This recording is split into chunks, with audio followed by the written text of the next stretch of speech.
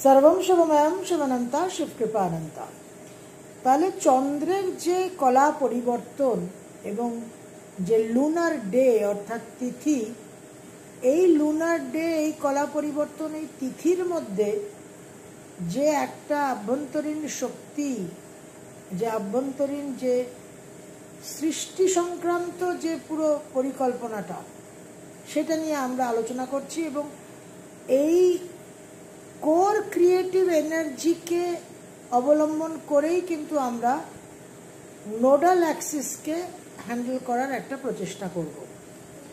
তা আমরা আলোচনা করেছি যে ব্রহ্মাণ্ড পুরাণের অন্তর্গত ললিতা উপাখ্যানে এই মা ললিতা ত্রিপুর সুন্দরী, তার যে ভণ্ডাসুর অসুরকে বধ করা, সেই নিয়ে সমস্ত কিছু কাহিনী উপাখ্যান উল্লেখ করা আছে।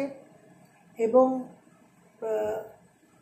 এই ললিতা ত্রিপুর সুন্দরীর ষোড়শী, তিনি দশমহাবিদ্যারও একজন দেবী, এবং তাকে নিয়েই শঙ্করাচার্যের সৌন্দর্য লহরী। অ্যাস্ট্রোলজিতেও আমরা গার্গ ঋষির গার্গীয় যে সংহিতা, গার্গীয় জ্যোতিষ, সেখানে কিন্তু এই লুনার ডে তিথি, যাকে চন্দ্রমার্গ বলা হচ্ছে, এই তিথি নিয়ে বিশেষ আলোচনা পাই। এবং এই আলোচনাটা পাওয়া যাচ্ছে, দেখা যাচ্ছে গার্গ ঋষি আর তার যে শিষ্য ক্রস্তুকী, সেই ক্রস্তুকী আর গার্গ ঋষির সংবাদের মধ্যে আমরা এই চন্দ্রমার্গ অর্থাৎ তিথি নিয়ে আলোচনা পাচ্ছি। এই গ্রন্থকে বৃদ্ধ গার্গীয় সংহিতা বলেও কিন্তু উল্লেখ করা হয়। এখন এমন না যে চন্দ্রকে নিয়ে শুধুমাত্র আমাদের বেদিক অ্যাস্ট্রোলজি বা বেদ উপনিষদ ইত্যাদিতে বা পুরাণেই চর্চা হয়েছে। পাশ্চাত্য দেশের মানুষরাও কিন্তু একদম প্রাচীন যুগ থেকে অরিজিনালি চন্দ্র, সূর্য আর শুক্রকে নিয়েই কিন্তু সমস্ত চিন্তন, মনন, গবেষণা ইত্যাদি ছিল, অন্বেষণ এই সমস্ত ছিল। তো এখন নেটিভ যারা ইন্ডিজেনাস পিপল, স্থানীয় দেশীয় স্বদেশের যারা মানুষ, তাদের কাছে কিন্তু পাশ্চাত্য দেশেও, বিশেষ করে নেটিভ আমেরিকানসদের কাছে বিশেষ কিছু তাদের নলেজ, তাদের সিস্টেমস আছে, যেগুলোকে এখন আধুনিক জগতে খুব প্রিমিটিভ, আদিম, ব্যাকওয়ার্ড বলে তুচ্ছ-তাচ্ছিল্য করা হয়। আসলে মানব সভ্যতার যে পথ চলা, মানব সভ্যতার যে বিবর্ধনটা হয়েছে, সেখানে সমস্ত অন্বেষণটাই কিন্তু বাহ্যিক, বহির্মুখী। সে কারণে অন্তর্মুখী, ইন্টারনালাইজড যে সমস্ত সিক্রেট নলেজ আছে, যে সিক্রেট ট্র্যাডিশনস, যে সমস্ত পরম্পরা আছে, সেই পরম্পরাকে একটুখানি কিন্তু বলা হচ্ছে আদিম, পুরাতন, ব্যাকওয়ার্ড, ইউজলেস। কিন্তু এই নলেজ সিস্টেম কিন্তু পাশ্চাত্য দেশেও আছে।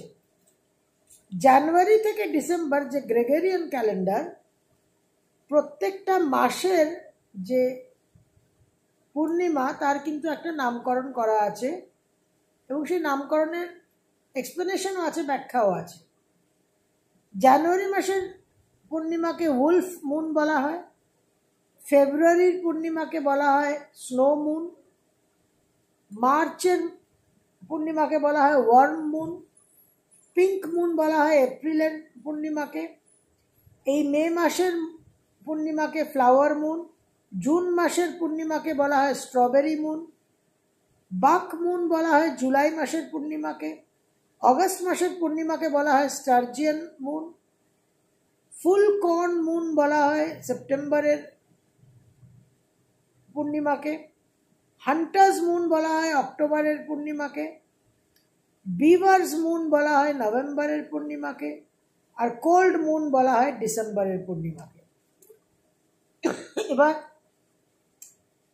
আমরা যেরকম অমাবস্যা, পূর্ণিমা এবং 15টা করে তিথি দেখি, শুক্লপক্ষের 15টা তিথি, অমাবস্যার 15টা তিথি,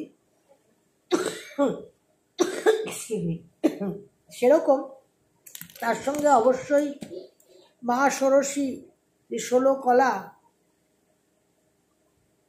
যেটা অদৃশ্য, সেরকম পাশ্চাত্য দেশেও অ্যাস্ট্রোলজিতে, জ্যোতিষ আর অ্যাস্ট্রোলজির মধ্যে কিন্তু পার্থক্য আছে। সেটা নিয়ে আমরা পরে একটু আলোচনা করব। অ্যাস্ট্রোলজিতে বা অ্যাস্ট্রোনমিতে, জ্যোতির্বিদ্যায় 8 phases of the moon, 8টা তিথিকে স্বীকৃতি দেওয়া হয়। 4টে প্রধান, 4 প্রাইমারি আর 4টে ইন্টারমিডিয়েট তিথিকে গুরুত্ব দেওয়া হয়েছে, এবং এই 4টে প্রধান আর 4টে ইন্টারমিডিয়েট যে পর্ব, ফেজেস, সেগুলোকে নিয়ে মুন সাইকেল বলা হয় বা লিউনেশন বলা হয়। কিন্তু আমাদের তিথিতে, আমাদের যে চন্দ্রের কলা পরিবর্তন, তাতে যে 15টা তিথি আমরা শুক্লপক্ষে পাই এবং 15টা তিথি আমরা কৃষ্ণপক্ষে পাই, প্রত্যেকটা তিথির মধ্যে কিন্তু একটা বিশেষ ডিভাইন এনার্জি পাওয়া যায়, যার নাম হচ্ছে নিত্যা দেবী, যেটা নিয়ে আমরা আলোচনা করেছি। এবার ওয়েস্টার্ন অ্যাস্ট্রোলজি বা অ্যাস্ট্রোনমিতে যে 8 phases অফ দ্য মুনকে অ্যাকনলেজ করা হয়, মেনশন করা হয়, সেগুলো কোনগুলো এবং তার সঙ্গে আমাদের তিথির কি সম্পর্ক, সেটা একটু জানা যায়। অমাবস্যা, নিউ মুন। অমাবস্যার পরে তৃতীয় দিন, 3 days আফটার নিউ মুন, অমাবস্যার 3 দিন পর বলা হচ্ছে ভ্যাক্সিং ক্রেসেন্ট। অর্থাৎ ভ্যাক্সিং ক্রেসেন্ট মানে শুক্লপক্ষের তৃতীয়া। তারপরে ফার্স্ট কোয়ার্টার, অর্থাৎ অমাবস্যার 7 দিন পর, অর্থাৎ শুক্লপক্ষের অষ্টমী। এই যে করসপন্ডিং তিথিগুলো, এগুলো গুরুত্বপূর্ণ। তারপরে ভ্যাক্সিং গিবাস, অর্থাৎ অমাবস্যার 11 দিন পর, অর্থাৎ শুক্লপক্ষের একাদশী, এবং তারপর পূর্ণিমা। তাহলে শুক্লপক্ষের কোন কোন তিথিগুলোকে ওয়েস্টার্ন অ্যাস্ট্রোলজিতে অ্যাকনলেজ করছে মুন ফেজের মধ্যে? না, শুক্লপক্ষের তৃতীয়া, শুক্লপক্ষের অষ্টমী আর শুক্লপক্ষের একাদশী। এগুলো কিন্তু অত্যন্ত গুরুত্বপূর্ণ এবং শক্তিশালী তিথি। তারপরে এলো পূর্ণিমা। পূর্ণিমার 4 দিন পর ওয়েনিং গিব্বাস। পূর্ণিমার 4 দিন পর ওয়েনিং গিব্বাস, অর্থাৎ এই কৃষ্ণপক্ষের চতুর্থী। এটা তৃতীয়া চতুর্থী, এরকম দুটোকে ওভারল্যাপ করে এই তিথিটা পাওয়া যায়। তারপর থার্ড কোয়ার্টার, অর্থাৎ পূর্ণিমা থেকে 7 দিন পরে, সেই সপ্তমী অষ্টমী। আর তারপর ওয়েনিং ক্রেসেন্ট, অর্থাৎ পূর্ণিমা থেকে 11 দিন পরে, অর্থাৎ কৃষ্ণপক্ষের একাদশী।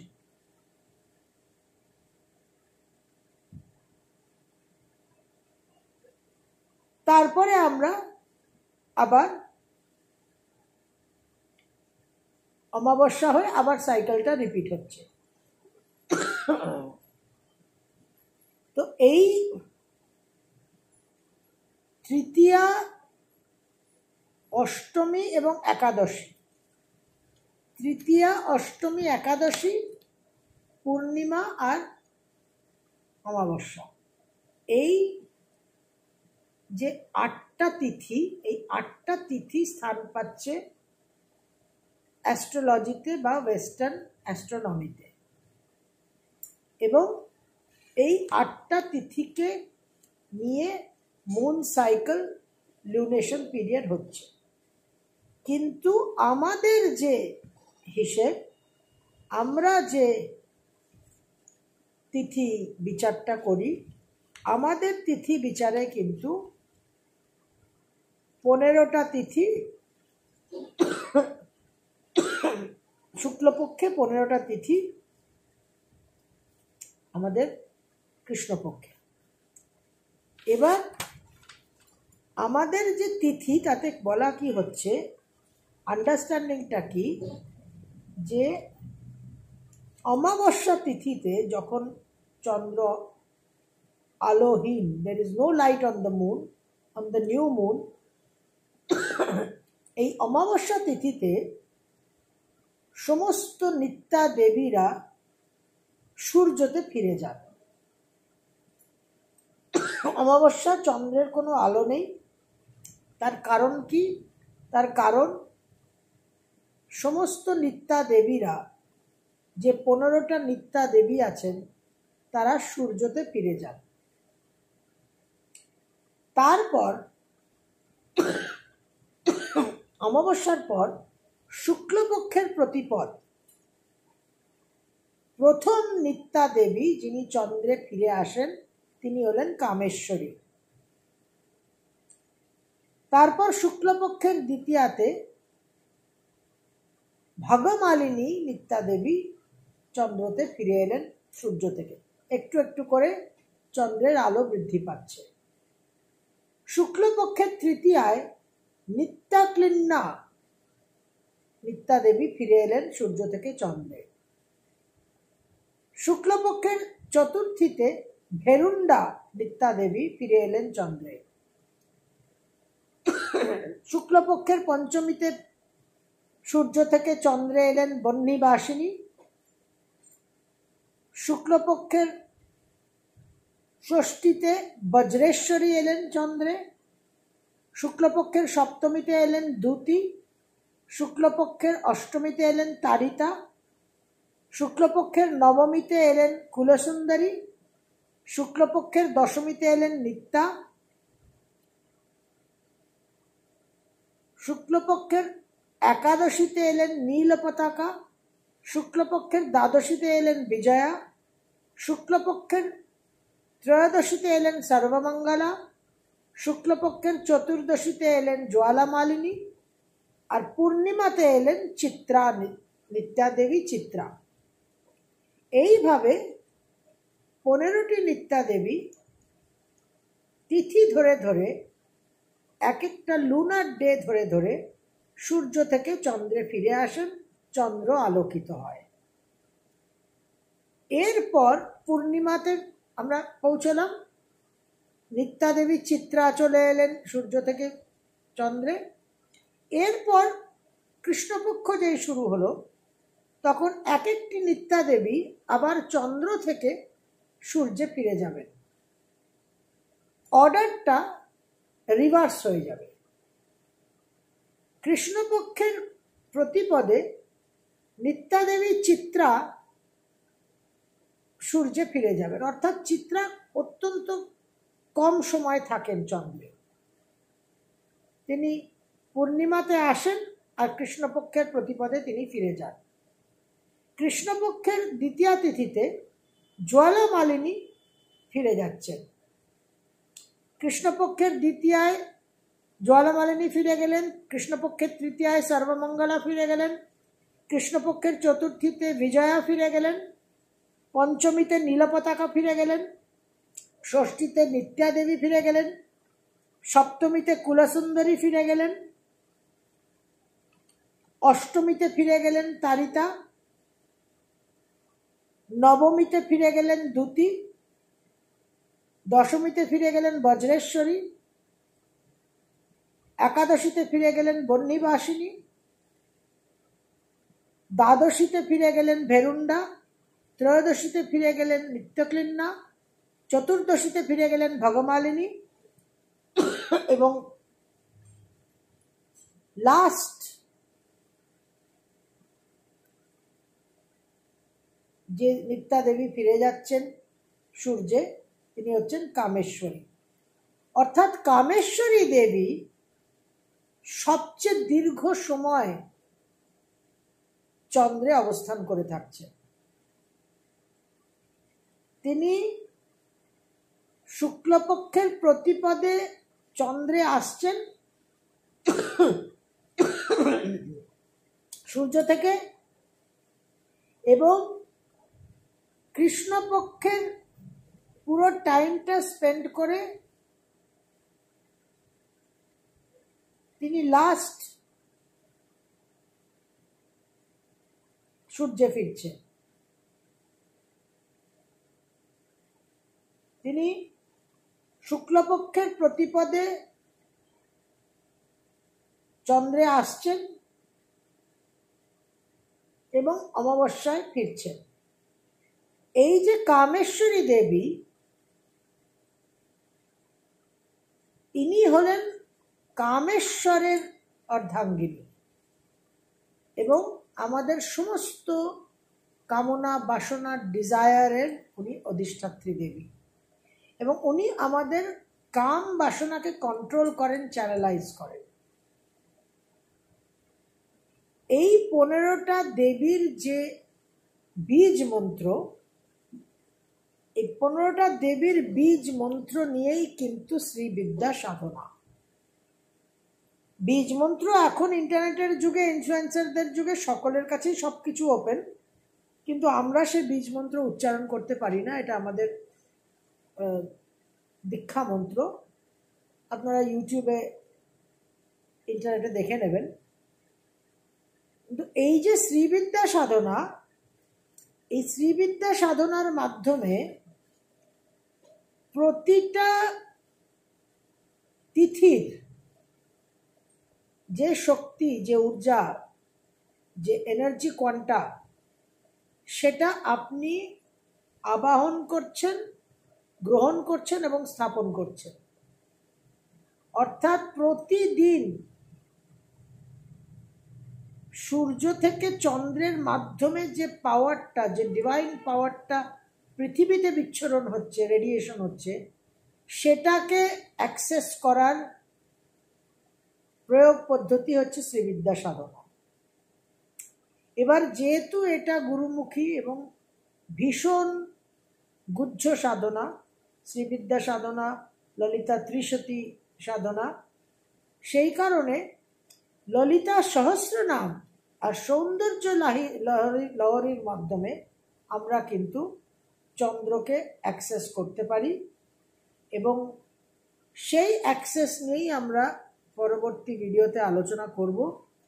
এবং সেই আলোচনার আগে আমরা এই চন্দ্রের এই যে কলা পরিবর্তন এবং এই যে তিথিগুলো আপনাদের সঙ্গে আলোচনা করলাম, এবং এই যে প্রত্যেকটা দেবীর যে যাত্রা, যে journey, sun to moon and moon to sun, এবং এই যে তিথিগুলো, কৃষ্ণপক্ষ আর শুক্লপক্ষের যে তিথিগুলো, এর মধ্যে একটা ম্যাজিক লুকিয়ে আছে, যেটা লুনার ম্যাজিক, সেটা নিয়ে আমরা আগামী ভিডিওতে আলোচনা করব।